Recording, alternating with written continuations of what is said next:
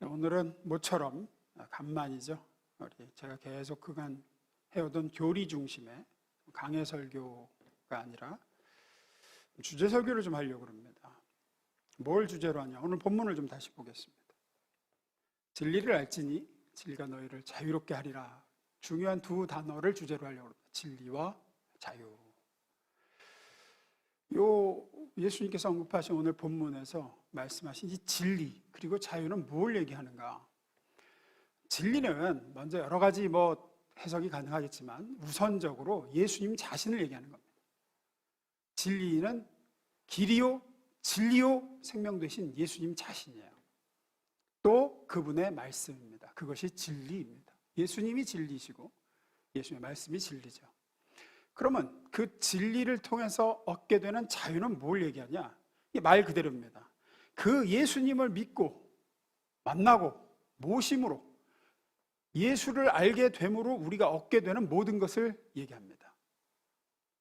가장 첫째 되는 자유는 당연히 죄로부터의 자유죠. 당연히 죄로부터의 자유입니다. 근데 이 죄로부터의 자유는 제가 근래에 들어서 자주 말씀을 증거해서 알고 계실 거라고 압니다.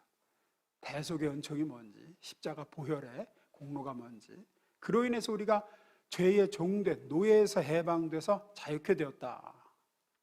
그게 제일 우선되고 첫째 되는 진리 되신 예수님을 통해서 얻는 자유죠. 오늘은 좀 다른 측면의 두 가지 자유를 더 이야기해 보려고 합니다. 오늘 다루는 이 두 가지 자유도 당연히 죄로부터의 자유 때문에 얻게 되는 파생된 자유라고 할 수 있죠. 어쨌든 두 가지 봅니다. 첫 번째 읽습니다. 시작.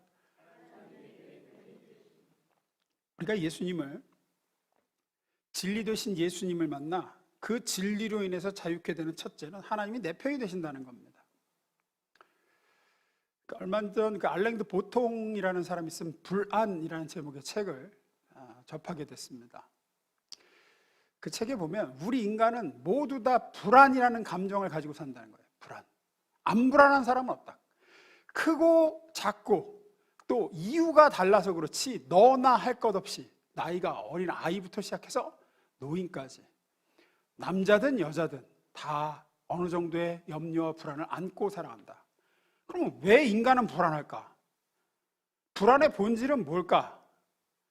이 책은 이렇게 얘기해요.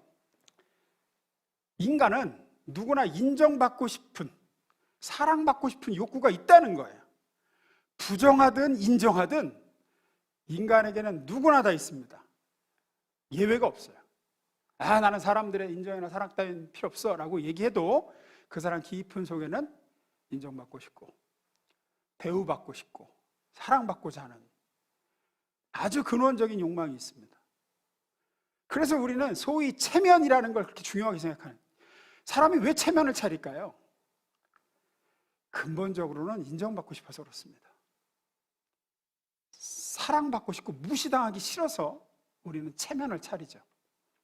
남들이 나를 어떻게 볼까를 신경을 쓰고 소위 말하는 사람 구실하려고 애를 쓰는 모든 것들은 결국 내 주위에 있는 사람들의 시선, 더 정확히 말하면 그들의 인정, 사랑, 나를 향한 존중을 받고자 하는 욕망에서 비롯되는 거예요. 왜 그렇게 성공하려고 애를 쓸까요? 이유는 돈이나 능력이나 성취나 지위에 따라, 사회적인 신분에 따라 사람들이 우리를 다르게 보고 다르게 대하기 때문이에요. 이건 부인할 수가 없는 사실입니다.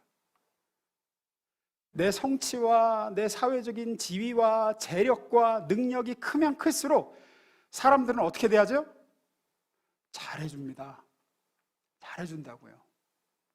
관심과 대접이 달라져요. 그냥 잘해주는 정도가 아니라 180도 달라집니다. 제 조카가 군대를 전역하고 공군 관제 부사관으로 이제 근무하다가 전역을 하고 7년이나 공무원 시험에 매달렸어요. 소방 항공기 관제사 공무원 그 선발 시험에 1년도 아니고 2년도 아니고 7년을 매달리니까 이게 말이 쉽지. 7년간 이 공시생으로 지낸다는 게 폐인이죠. 폐인, 공시 폐인 완전히. 얼마나 본인은 힘들었겠어요. 나이는 먹어가지. 30이 넘었는데 뭐 이룬 것도 없고 취업도 안 돼. 시험 계속 떨어져. 한두 번 떨어져야지 그것도. 그러다가 이제 공군 군무원 관제사 시험에 합격을 했어요. 공시생 백수가 하루아침에 이 6급을 달게 된 거예요. 제 조카가 이 얘기를 해요. 자기가 매일 알바하고 개고생하면서 공부할 때 사람들이 그래 지금 뭐 하냐는 이제 처음 만난 사람이 어떤 뭐 모임에 가면 요즘 어떻게 지내냐 뭐 이런 얘기 하잖아요. 그러면 나 공무원 시험 준비다. 공무원 시험 준비하고 있다. 몇 년 되냐? 6년째다. 뭐 이렇게 얘기를 하면 분위기가 싸해진다는 거예요. 분위기가. 그 다음에는 이제 은근히 무시하고 한심하게 쳐다보고 알게 모르게 자기를 내려다보는 그 미묘한 시선. 뭐라고 딱히 꼬집어 설명할 수 없지만 분명히 그러더라는 거예요. 아이고 저 나이 먹고 이제 말을 안 하지만 야 몇 년째냐 그러면 이제 뭐 어떤 사람들은 진짜 대놓고 얘기를 한대. 친한 친구들 야 정신 차리고 포기해라. 한 3년 했으면 됐지 지금 너 지금 몇 년째냐. 근데 그러다가 자기가 이제 극적으로 진짜 이건 이제 신앙적으로 얘기하면 은혜고 세상적으로 보면 운이 좋았어요. 운이. 그동안 한 번도 선발을 안 하던 자리가 공군 항공 관제사 군무원 자리가 생겼고 한 명 뽑는데 거기 얘가 붙었어요. 또 그동안 준비하던 그 소방 관제사 공무원하고 과목이 또 겹쳐. 그래가지고 이제 자기가 됐어요. 그래서 붙고 나서 이제 똑같은 사람들 같은 모임이라도 요즘 뭐 하고 지내냐 아니면 뭐 무슨 일 하냐 뭐 그런 얘기에 이제 나 공군 항공 관제사다 얘기를 하면 자기가 백수 공시생일 때하고는 전혀 다르게 대해주더라는 거예요. 전혀 다르게. 존중해주고 친절하게 대하고 말을 한마디라도 막 귀를 기울여 주더래. 자기가 얘기하면 대우가 달라지더래. 아예 180도가 바뀌더래. 사람은 똑같은데 나는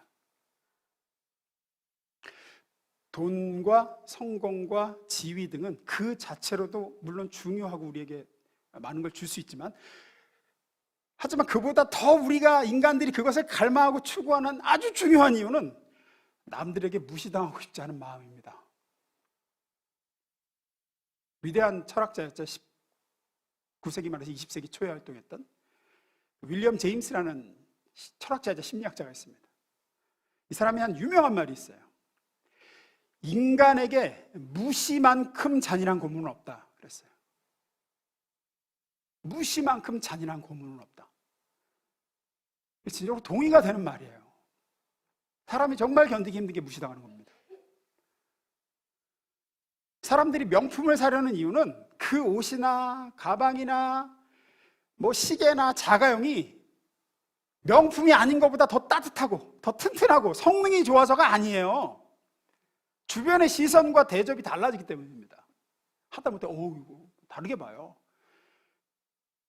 안 그런 사람도 있지만 대부분 경우 위아래로 스캔을 한번 하죠. 이렇게 스캔을 한번 하고 실제로 실험 결과죠. 고급 외제차에게는 경적을 훨씬 덜 울린대요. 뒤에서.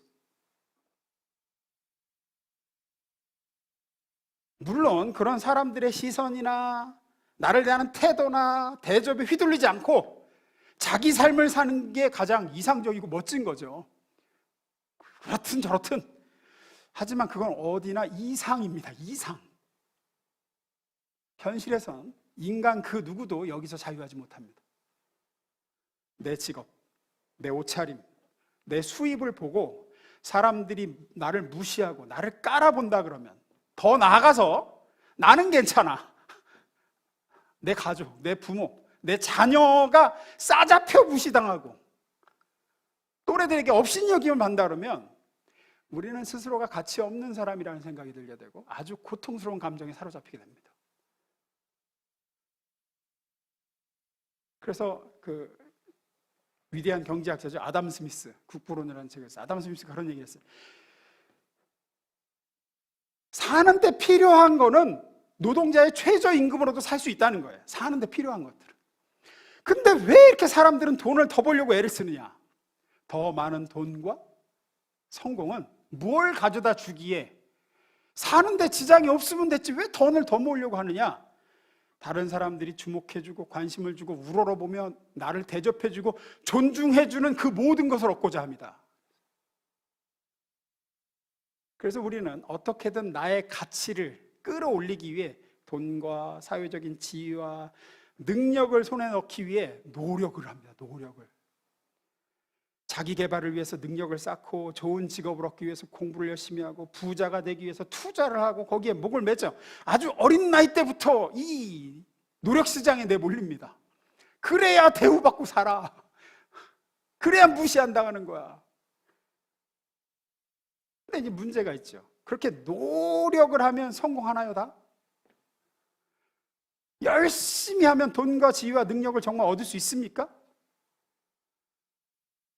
지하철을 가보세요. 당장 내일 아침 지하철 첫 차를 한번 가서 보세요. 새벽부터 일터로 향하는 사람들이 한가득. 열심히들 삽니다, 진짜. 학원과 독서실을 가보세요. 고시원은 오늘 이 주일, 일요일 저녁에도 가보시라고. 밤중에도 공부하는 학생들, 사람들로 한가득이에요. 그런데 그 중에서 자기가 원하는 만큼의 수입과 성공을 거두고 원하는 직업을 가지는 사람이 몇이나 될까요? 지금의 대한민국처럼 저출산 위기에 부동산 거품에 이제 저성장 시대로 접어들었다고 외치는 이때에는 더더욱 노력과 열심히 결과를 보장하지 못합니다. 물론 노력과 열심이 아무 소용이 없다는 건 아니에요. 하지만 우리가 쏟는 노력과 열심이라는 요소보다 그 밖의 요소가 훨씬 더 커요. 훨씬 더 커. 성공이나 지위를 얻게 하는 데 있어서.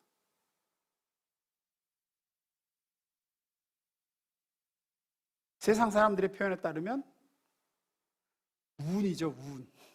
노력이나 열심보다 운이 훨씬 더 많은 요소로 작용해요. 이건 부인할 수가 없어요. 노력을 아무리 해도 기회가 주어지지 않거나 운이 나쁘면 절대로 능력을 쌓거나 성공하여 원하는 사회적 지위와 돈과 직업을 가질 수가 없습니다. 무슨 소리냐면 운이라는 거는 이런 거예요. 이 세상과 내 인생에는 내가 통제할 수 없는, 내가 어찌할 수 없는 영역이 내가 어찌할 수 있는 영역보다 훨씬 더 크다는 거예요. 그걸 세상 사람들은 퉁쳐서 운이라고 하죠.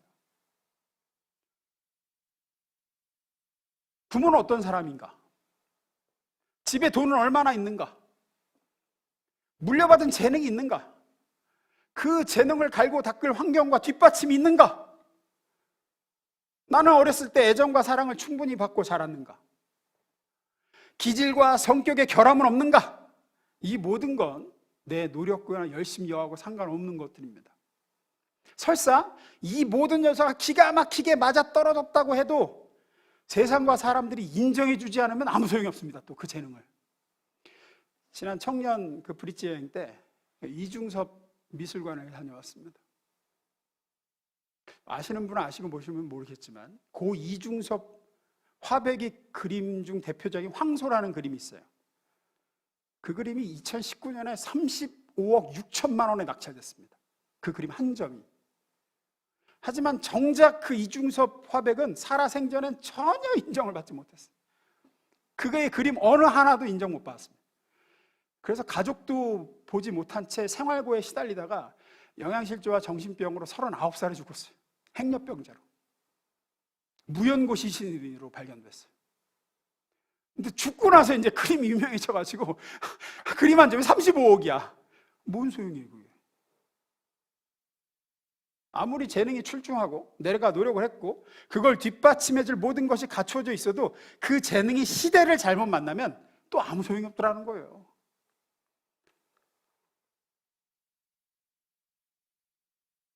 거기에 하나 더해서 우리는 시시각각 변하는 미래를 예측할 수 없습니다. 내일 일을 알지 못합니다. 조건이 다 맞아떨어졌고 재능도 꽃피웠고 그 재능이 이 시대가 요구하는 재능인데 10년 지나니까 그 재능이 아무 짝에서 쓸모없어졌어요. 10년 지나니까 AI가 대체하기 시작하고.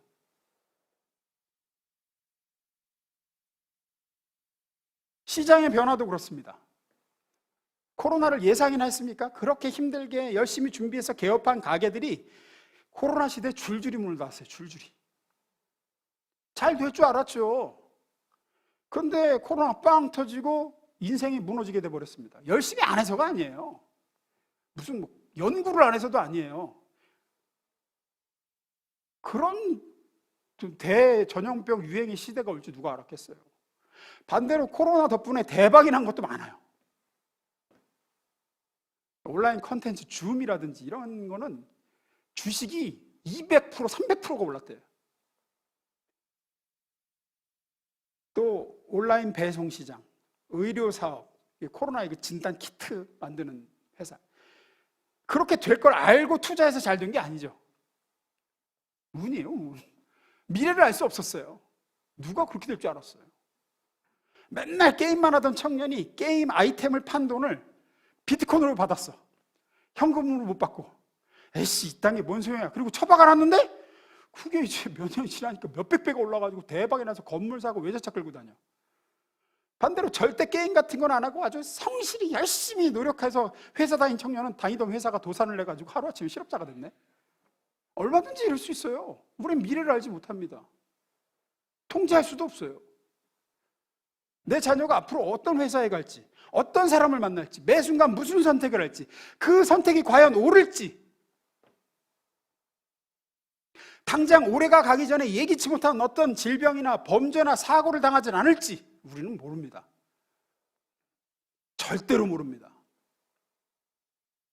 자, 보세요. 재능도 내가 어찌할 수 없는 거고, 그 재능을 갈고 닦을 환경과 뒷받침도 내가 어찌 안 되는 거고, 재능을 갈고 닦아도 그걸 꽃피울 시대를 만나는 것도 내 힘으로 못하며, 그 모든 게 맞아떨어진다 해도 당장 내일, 다음날, 내년에 무슨 일이 어떻게 벌어져 그게 다 수포로 돌아갈지, 모든 것을 내게서 앗아갈지 우리는 알 수가 없습니다. 그 수많은 내가 통제할 수 없는 영역인 이 운, 이거에 휘둘릴 수밖에 없는 게 우리 인간들이에요. 그래서 불안합니다. 불안하다는 거예요. 노력을 해도 불안하고 열심히 해도 불안하고. 성경은 그걸 이렇게 얘기하죠. 전도서 9장 11절 읽어볼까요? 시작.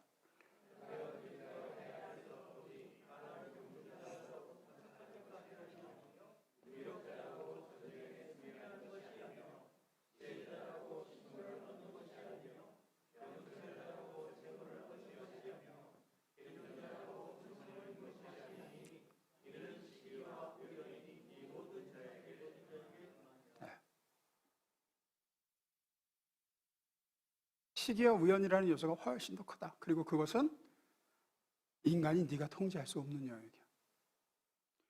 우리는 여기에서 놓여서 어떻게 자유할 수 있을까요? 이 한계에서 놓여서, 이 불안에서 어떻게 자유할 수 있을까요? 그것은 바로 내가 통제할 수 없는 그 영역들, 재능과 뒷받침, 그걸 꽃피울 환경과 시대와 미래, 이 모든 것들을 주관하고 다스리고 계시고 알고 계시며 자기 손 안에서 통제하고 계신 하나님이 내 편이 되사 나를 위하시는 분이 될 때, 나를 위해서 일해 주시기 시작할 때 비로소 우리는 이 불안과 두려움에서 놓일 수 있게 되고 자유하게 됩니다. 성경은 어떻게 그럼 그 하나님이, 내가 통제할 수 없는 영역을 통제하고 계신 하나님이 나를 모시는, 나를 위하시는 분이 되고 내 편이 되실 수 있다라고 얘기를 하느냐? 요한복음 1장 12절, 우리가 잘 아는 구절이죠. 요한복음 1장 12절에서 이렇게 얘기합니다. 영접하는 자, 곧 그 이름을 믿는 자들에게는 하나님의 자녀가 되는 권세를 주셨으니, 예수를, 진리 되신 예수님을 믿고 모셔드릴 때 어떤 특권을 얻는다 그러죠? 하나님의 자녀가 되는 권세. 하나님의 자녀가 되는 권세가 뭡니까? 제가 앞서 언급한 모든 것을, 내가 통제할 수 없는 모든 것을 통제하고 계신 분이 나를 사랑하시고 나를 위하시고 내 편이 되시는 아버지가 되어주시는 걸 얘기해요. 내가 알 수 없는 미래를 나를 위해서 예비해 주시기 시작합니다. 내가 통제할 수 없는 위험에서 나를 보호하시고 건지십니다. 내가 만나는 사건과 사람들, 심지어 당장은 안 좋아 보이는, 일어나지 말았으면 하는 모든 일들을 결국은 미래의 선이 되도록 역사하십니다. 내 자녀들을 이 시대에 맞게 준비시켜 주실 분이며 사용해 주실 분이며 하나님의 선하신 계획대로 인도해 주시는 분입니다. 이 모든 일은 진리 되신 예수님을 모셔드릴 때 일어납니다. 하나님이 내 편이 돼서 하나님의 자녀가 되는 권세를 얻습니다. 나는 재능도 그걸 꽃피울 뒷받침과 환경도 시대를 보는 안목도 미래를 내다볼 해안도 없지만 내가 믿고 모신 예수님 안에서 내 아버지가 되신 하나님은 그 모든 걸 주실 수 있는 분이며 지금도 주시고 계십니다. 여기에 자유가 있습니다. 평안이 있고 든든함이 있습니다. 진리 되신 예수를 믿고 모셔 이 자유를 얻게 되시길 주의 이름으로 축원합니다. 두 번째입니다. 읽습니다. 시작.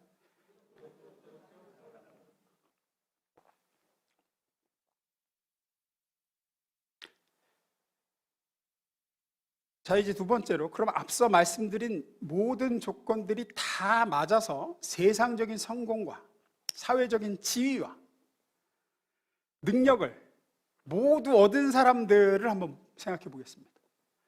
앞서 이야기한 대로 재능도, 그걸 뒷받침해줄 환경도, 시대도, 하여튼 운도 다 맞아떨어졌어요. 그래서 현재 사람들의 존경과 관심과 사랑과 대접을 받으며 살고 있는 사람을 한번 생각해 보십시오. 그럼 그 사람들은 정말 아무런 불안도 없을까요? 정말 행복할까요? 조금의 염려도 없이 살까요? 진짜 평안하고 행복할까요? 절대 그렇지 않습니다. 이 모든 걸 얻은 사람들을 한번 보시라고요. 그들에겐 또 다른 불안이 찾아옵니다. 성공과 돈과 지위와 힘을 가진 사람들은 모두 알고 있습니다. 뭘 알고 있느냐? 저 사람들의 나를 향한 존중과 사랑과 이 대우와 대접은 사실은 나를 향한 게 아니라 내 껍데기, 지금 내가 현재 가지고 있는 것들, 돈, 나의 지위, 나의 명성, 나의 성공 때문에 보내는 사랑과 대접이라는 것을 인간은 본능적으로 압니다. 그들이 주는 게 무조건적인 사랑과 대접이 아니라 지금 내가 현재 가지고 있는 조건 때문에 보내는 사랑과 대접이라는 거예요. 조건적이에요. 그걸 알아요, 사람도. 그런데도요, 그런 사랑이라도 그런 대접이라도 놓치고 싶지 않아 발버둥 치는 게 인간이에요. 그래서 지금까지 쌓아올린 걸 잃어버릴까 봐 불안하고, 내게 사람들이 보내는 찬사와 대접이 싹 사라져 버릴까 봐 두려워하는 게 가련한 인간입니다.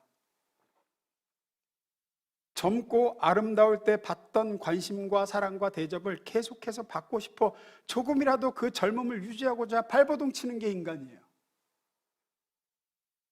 전에 사역하던 교회 여자 청년이 꽤나 살집이 있던 여자 청년이 있었어요.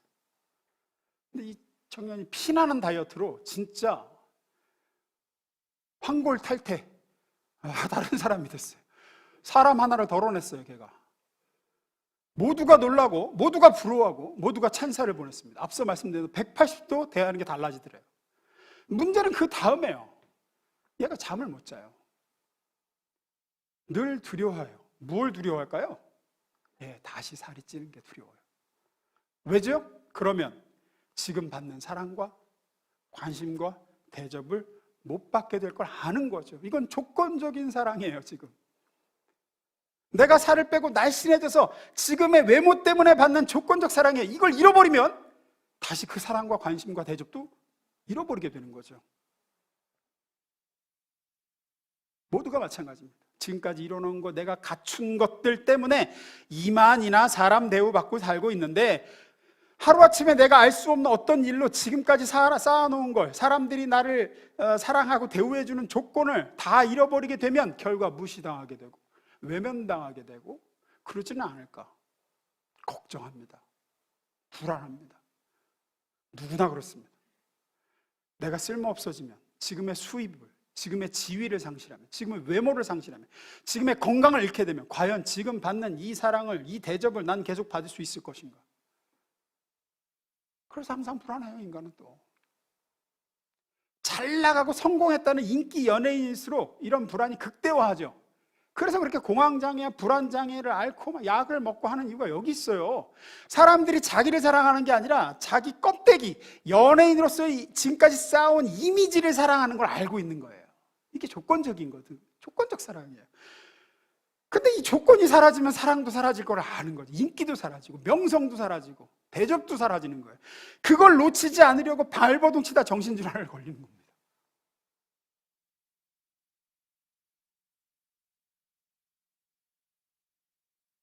하루아침에 외면당하고 무시당하고 괄시받는 게 세상이고 사람입니다.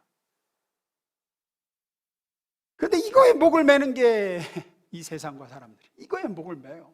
이 조건적 사랑과 대접에. 앞서 우리는 사랑받고 싶고 인정받고 싶고 대접받고 싶은 건 인간의 본성적 욕망이라고 했습니다. 그런데 세상은 성공과 돈과 능력 있는 사람에게 사랑과 인정과 존중을 보냅니다. 그래서 우리는 돈 이퀄 사랑, 성공 이퀄 인정, 능력 이퀄 존경이라고 믿습니다. 그래서 다들 본질을 들여다보면 사랑받고 싶어서 성공과 돈과 능력에 목을 매는 거예요. 성공하고 싶다는 말은 뒤집어 얘기하면 사랑받고 싶다는 말이 됩니다.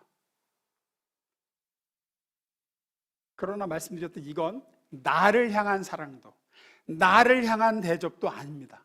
내가 가진 것들에 대한 사랑이고 내가 갖추고 있는 것들에 대한 대접이죠. 조건적이라고요. 정말로 나를 향한 게 아니에요. 그리고 그 가진 것들, 구비한 것들은 언제 사라질지 언제 상실하게 될지 모르는 것들입니다. 그래서 그 세상과 사람이 주는 사랑은 조건적임과 동시에 유한합니다. 그런 우리에게 예수님께서 오늘 본문에 이렇게 말씀하십니다. 다시 본문 읽습니다. 시작.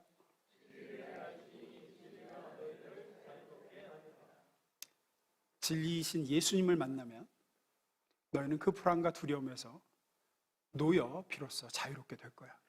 왜냐하면 그 예수님을 통해서 우리는 무조건적이고 영원한 하나님의 사랑을 알게 되고 받게 될 것이기 때문입니다. 로마서 5장 6절에서 8절입니다. 제가 읽습니다. 우리가 아직 연약할 때에 기약대로 그리스도께서 경건하지 않은 자를 위하여 죽으셨도다. 의인을 위하여 죽는 자가 쉽지 않고 선을 위하여 용감히 죽는 자가 혹 있거니와 우리가 아직 죄인 되었을 때 그리스도께서 우리를 위하여 죽으심으로 하나님께서 우리에 대한 자기의 사랑을 확증하셨느니라. 여기서 말하는 하나님의 사랑은 어떤 겁니까? 계속 얘기하죠. 우리가 아직 연약할 때에, 경건하지 않을 때에, 아직 죄인 되었을 때에, 즉 조건을 갖추지 못한 상황입니다. 하나님의 사랑과 대접을 받을 만한 조건이 우리 속에 없을 때를 얘기합니다. 우리가 죄를 뉘우치게 되었을 때나 잘못을 깨닫고 하나님께 용서를 빌었을 때나 혹은 하나님을 알고 하나님께 나와 도와주십사 했을 때도 아닙니다. 우리의 조건이나 반응이나 무언가 최소한의 것을 구비해서도 아닙니다. 정말 그 최소한의 어떤 것도 없을 때 내 조건이나 내 성취와 그 어떤 것이 아닌 나라는 존재 자체를 이미 아주 오래전에 하나님이 사랑하셨다. 그래서 우리를 향한 하나님의 사랑은 무조건적입니다. 만약에 조건적이라면 그 사랑을 얻기 위해, 그 사랑을, 하나님의 사랑을 잃어버리지 않기 위해 우리는 지금도 무언가를 계속해야 되죠.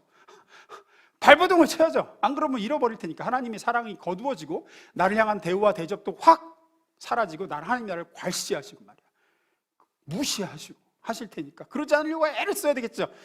회개든 기도든 정성이든 계속 기울여야 되겠죠. 하지만 성경이 말하는 하나님의 사랑은 그렇지 않다고 얘기합니다. 네가 아직 죄인 되었을 때, 너에게 하나님이 너를 사랑할 만한 그 어떤 조건도 없을 때 하나님은 자기의 가장 소중한 아들을 너를 위해 죽이시고 너를 사랑하셨다. 앞서 말씀드린 대로 세상과 사람들의 사랑은 그렇죠. 조건적입니다. 그래서 거기에 목맬 때 우리는 한시도 완전한 평안과 행복을 누릴 수가 없습니다. 늘 쫓기고 불안하고 두려울 수밖에 없습니다. 지금은 저것들이 나를 대접해 주지만 내가 여기서 곤두박질 치기만 해봐라, 언제 그러냐 등 돌리겠지. 그게 세상이지. 회사도 주위 사람들도 심지어 가족들도 내가 돈벌이를 못하게 되고 지금의 아름다움을 잃어버리고 혹은 늙어 짐이 된다면 지금의 사랑과 대접을 보내지 않을 겁니다. 하지만 하나님은 아주 오래전부터 나를 아시고 나를 사랑하신 하나님의 사랑은 내가 가진 것, 내가 이룬 것, 내가 해드린 그 어떤 것 때문에 나를 사랑하신 게 아닌 나라는 존재 자체를 무조건적으로 사랑하신다고 성경은 얘기하죠. 그것이 예수님 안에 있는 진리입니다.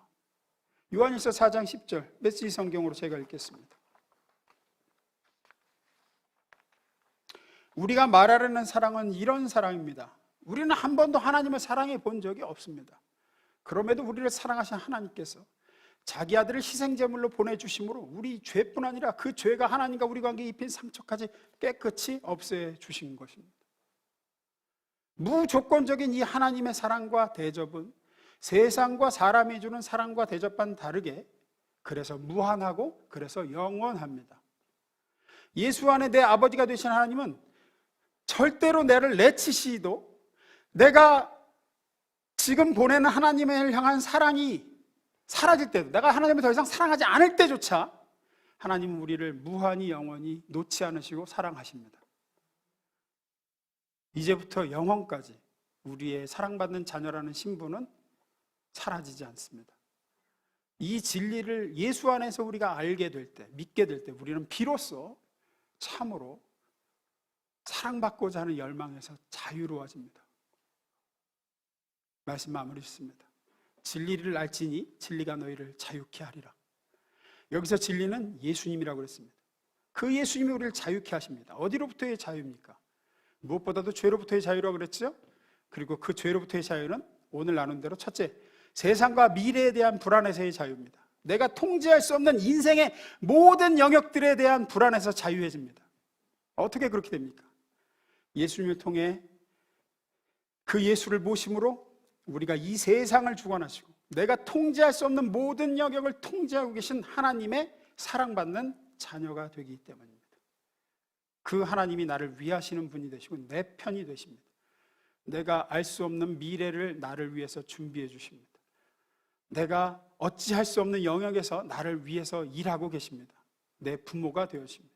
그러니 두려울 것도 염려할 것도 없습니다. 성경 마태복음에서 이렇게 얘기하죠. 제가 읽습니다. 너희가 악한 자라도 좋은 것으로 자식에게 줄 줄 알거든 하물며 하늘에 계신 너희 아버지께서 구하는 자에게 좋은 것으로 주시지 않겠느냐. 6장 30절 오늘 있다가 내일 아궁이에 던지는 들풀도 하나님이 이렇게 입히시거든 하물며 너희 일까 보냐. 믿음이 작은 자들아. 제가 이걸 예전에 하물며 용법이라고 말씀드렸어요. 하물며 아들 예수 안에서 너희를 사랑받는 자녀로 삼으신 너희 아버지께서 모든 것을 다스리고 모든 것을 통제하고 모든 걸 주관하시는데 너희의 미래를 좋은 곳으로 이끌지 않겠느냐. 불안해하지 말아라. 불안해하지 말아라. 두려워하지 말아라. 두 번째, 사랑받고 대접받고자 하는 욕망에서 우리는 자유합니다. 우리에겐 누구나 사랑받고자 하는 마음이 있다고 했습니다. 이게 없어지는 게 아닙니다. 노력한다. 우리는 다 무시받고 싶지 않고 사랑받고 싶고 대우받고 싶습니다. 그러나 세상이 주는 사랑과 대우와 대접은 조건적이라고 그랬죠. 진짜 나라는 존재를 향하는 게 아닙니다.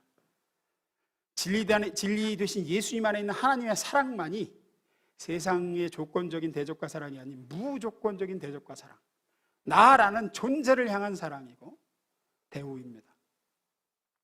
이걸 알 때 우리는 조건적이고 거짓된 세상과 인간의 사랑과 관심과 대우에서 자유해지기 시작합니다. 천지를 지으신 하나님이 나를 이렇게 아끼시고 사랑하시고 내가 뭐를 해서가 아니라 나라는 존재를 지극히 아끼고 기뻐하시는데 내가 무엇이 목마르고 부족하겠는가 하게 됩니다. 예수 안에 있는 이 참 자유를 맛보게 되시고 더 많이 누리게 되시기를 주의 이름으로 축원합니다. 기도하겠습니다.